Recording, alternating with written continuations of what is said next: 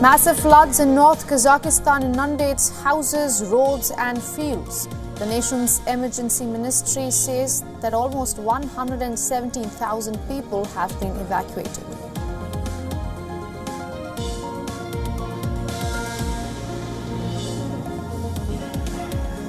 UK inflation falls to 3.2%, down from 3.4% the year before. It's at its lowest in 2.5 years.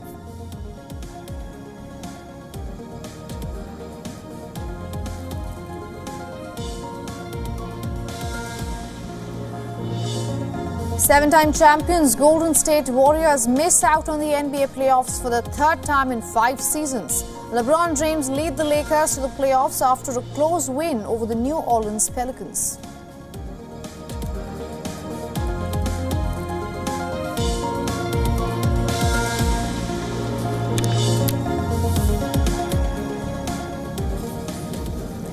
Iran has threatened to use never-before-used weapons against Israel if it retaliates.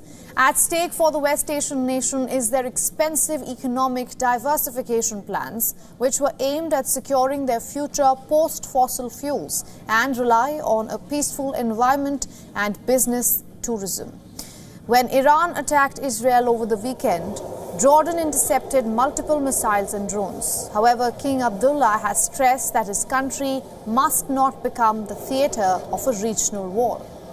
Just last weekend, Jordan was among a group of nations that also included the United States, United Kingdom and France, who helped Israel shoot down missiles, rockets and attack drones launched by Iran. Apart from the Gaza war, Jordan now faces the additional threat of being stuck in the middle of a widening Israel-Iran conflict. King Abdullah, in a phone call with US President Joe Biden, called for quote-unquote de-escalation. Jordan stressed its aim was to safeguard its own sovereignty rather than defend Israel. In anticipation of a possible Israeli response, Jordan's army said that it is increasing air sorties to prevent any airspace infringement and defend the kingdom's skies.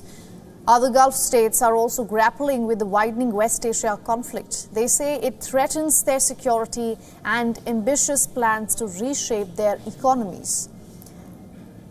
Earlier this week, Qatar's Emir spoke to the Iranian president about the need to reduce all forms of escalation and avoid the expansion of the conflict in the region. UAE President Mohammed bin Zayed too, he spoke to Qatar's Emir and the kings of Jordan and Bahrain, while Saudi Arabia's Crown Prince Mohammed bin Salman talked to Iraq's Prime Minister. Saudi Arabia's foreign ministry spoke with his counterpart in Iran, and the Saudi defense minister held discussions with his US counterpart. Meanwhile, Oman, which is close to Iran, remains a vital point of mediation. Cairo too has expressed deep concerns at the escalation of hostilities and called for maximum restraint. The foreign ministry said that Egypt would be in direct contact with all parties to the conflict to try and contain the situation. Now, on the other hand, according to state news agency Sana, Syrian Foreign Minister Faisal Mekdad told his Iranian counterpart in a phone call that Iran's response is a legitimate right to self-defense. Now, our correspondent Jody Cohen gets us more from Renana. She talks about the delay in Israel's third war cabinet meeting. So according to reports, the War Cabinet meeting on Tuesday evening was postponed to Wednesday with no reason provided. But another report I've seen suggested that the War Cabinet did actually meet on Tuesday lunchtime, and an Israeli official reportedly came out of that meeting and said that Israel's plan is to keep Iran guessing about its response in terms of what Israel's response would be and when its response would be, and said that the response could be within Iran or outside Iran. And a senior US official has reportedly said that the US expects Israel's response would include a limited strike on Iranian territory. Now, I've been speaking with experts here, and they've said that the response could take the form of a targeted strike against Iranian Revolutionary Guards around the world, or a strike on an Iranian proxy such as Hezbollah, which has been firing rockets into Israel since the 8th of October. That's the day after Hamas's 7th of October attack. Or or we could see something like a cyber attack or a strike on an Iranian facility. Now, to take this further, we've been joined by Joachim Bitterlich from Paris. He is the former German ambassador to NATO and former European diplomatic and security advisor to German Chancellor Helmut Kohl. Welcome to the broadcast, Mr. Bitterlich. I want to ask you, after being in a shadow war for decades, the Iran-Israel conflict is out in the open now. Do you think this changes the unsaid rules between the two countries? I do not hope so. But you're right with your analysis, because it's interesting to listen to your colleagues talking about the different possibilities. Any response to Iran carries risks, it's clear. But it was Iran who has been changing the unspoken, let's say, the unspoken rules of this long-running shadow war between Israel and Iran, by the way, who have been 50 years ago allies. Let's not forget this. But all choices have potential drawbacks, it's clear. And for the moment, it's interesting. Israel is wise not to speak about the different possibilities or about the potential possibilities. The result is Iran is trying to raise the tension. Again, speaking about new arms. What are the new arms? New missiles, perhaps. I don't think it's nuclear. Because you don't speak about nuclear in general, but you have to be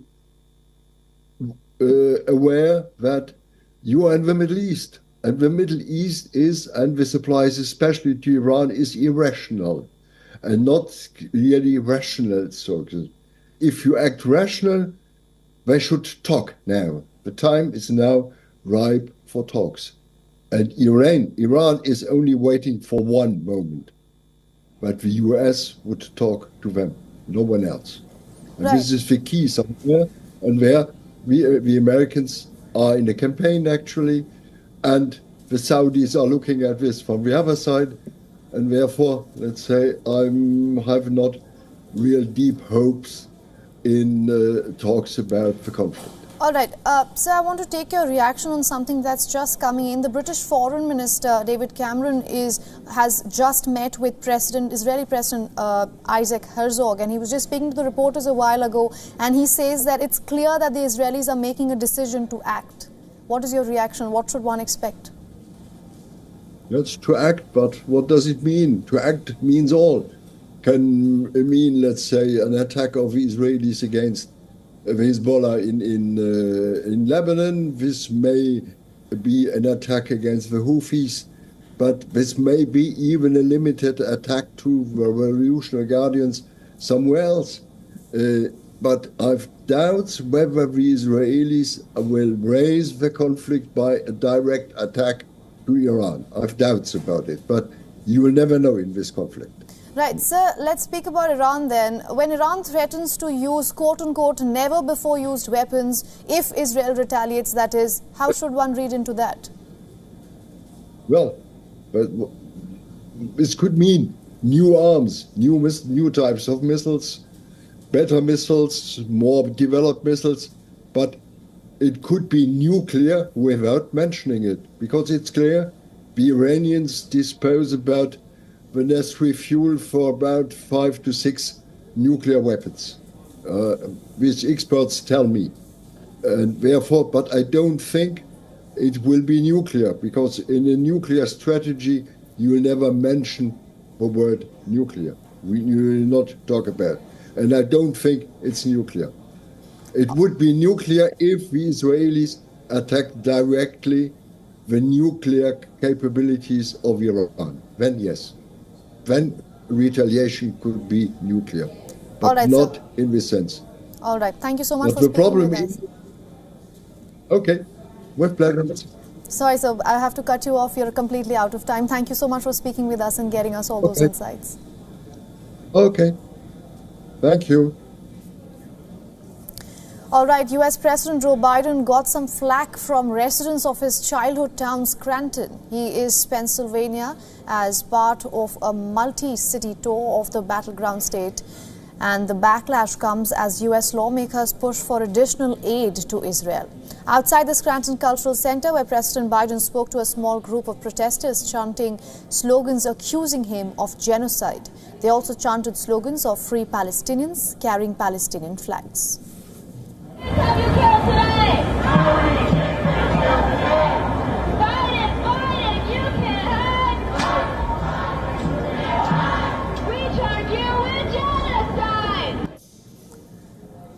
Protests against Joe Biden come as US lawmakers are pushing for separate bills for Israel and Ukraine. In light of the Iranian attack, Speaker Mike Johnson said he planned to advance a legislative package that roughly mirrors the $95 billion aid bill the Senate passed 2 months ago with aid to Ukraine, Israel, Taiwan and other American allies, but broken down into 3 separate policies that would each be voted on individually.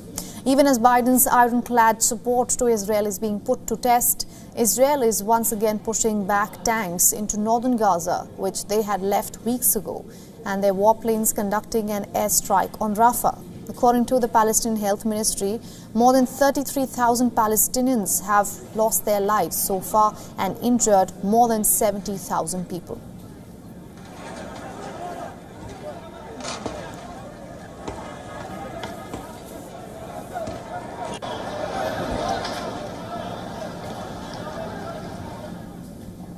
Iran's drone and missile attack on Israel that lasted several hours on Saturday changed long-established terms of engagement between the two adversarial states. It has also taken West Asia closer to a wider conflict, which, if uncontained, will have serious and destabilizing ripple effects across the region. My colleague Hemkor Surya gets you the details of weapon platforms that were a part of the Iranian salvo. Here's a look at the weapon platforms that were part of the Iranian salvo. Now, over the past decade, Iran, it's massively increased its inventory of drones. Suicide drones like Iran's Shahed variants are precise, they're small in size, they effectively penetrate the air defenses. So suicide drones can flood combat theaters. They're often dubbed as a poor man's cruise missile. At around $20,000 a piece, Iran's Shahed, it's only a tiny fraction of the cost of a full-size missile. And in contrast, in fact, cruise missiles cost Western militaries millions of dollars. Let's take a look and get to know more about the Shahed 131 drone. The range of the Shahed 131 is estimated anywhere between 700 and 1,000 kilometers, with 900 kilometers being a common estimate. The original Shahed 131, it's powered by the 38 HP Seyrat 1 rotary Wankel engine, reverse engineered in Iran from the British AR-731. Now, as per Royal United Services Institute, the drone's warhead, it's estimated to carry about 10 to 20 kilograms of explosives. Next, the Shahed 136 drone. The Shahed 136 drone, it has a range of somewhere between 1350 and 1500 kilometers. The larger Shahed 136, it's powered by a 50 HP 2-stroke 4-piston engine that's reverse engineered from the German-designed Limbach L550 motor. The drone's warhead it's estimated to carry about 20 to 40 kilograms of explosives. Let's also now take a look at the missiles in the Iranian salvo. Iran possesses the largest, most diverse missile arsenal in the Middle East with thousands of ballistic and cruise missiles. Iran's missile forces are a potent tool for power projection and credible threat to US and partner military forces in the region as well.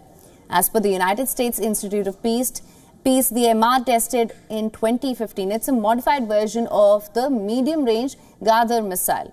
The modification includes a new nose cone fitted with 4 small winglets at the base of the warhead. Presumably, the winglets are designed to steer the warhead during re-entry into the atmosphere with the purpose of bettering accuracy. The Khyber-Sheikhan has a range of around 1450 kilometers. Reports suggest the missile has high maneuverability in its terminal phase, and its warhead also uses an explosive that's far more powerful than the TNT.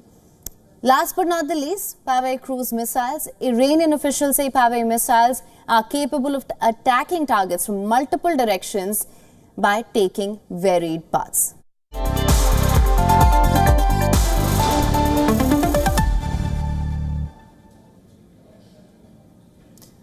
tensions have been flaring between Iran and Israel, raising concerns for India's trade with both nations. While India enjoys a growing trade partnership with Israel, valued at $6.1 billion as of December last year, its trade with Iran has shrunk significantly. In 2014-15, India-Iran trade stood at $13 billion, primarily driven by Iranian oil imports. However, US sanctions forced India to stop buying Iranian oil, leading to a sharp decline to $1.2 billion by December last year. The Indian government is closely monitoring the situation, aiming to minimize any potential disruption to its trade with either countries.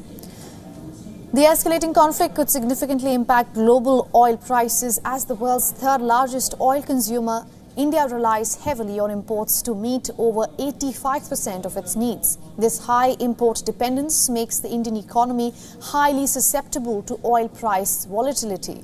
A potential price hike due to the conflict could trigger inflationary pressures, widen the trade deficit and weaken the rupee, impacting the overall health of the economy. Industry experts warn of high oil prices volatility in the near future, urging close observation of the situation's development.